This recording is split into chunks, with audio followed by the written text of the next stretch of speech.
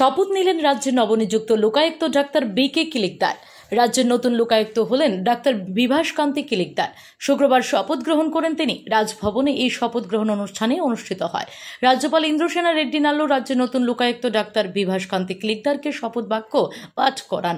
এই অনুষ্ঠানে উপস্থিত ছিলেন মুখ্যমন্ত্রী প্রফেসর ডাক্তার মানিক সাহা, রাজ্যের মুখ্য সচিব জে.কে সিনহা, রাজ্য পুলিশের মহানির্দেশক সহ অন্যান্য আধিকারিকেরা।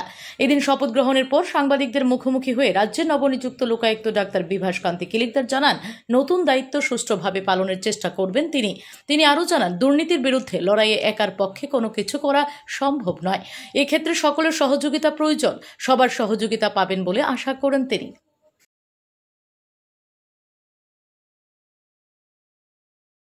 আমি তো জাস্ট চেষ্টা করব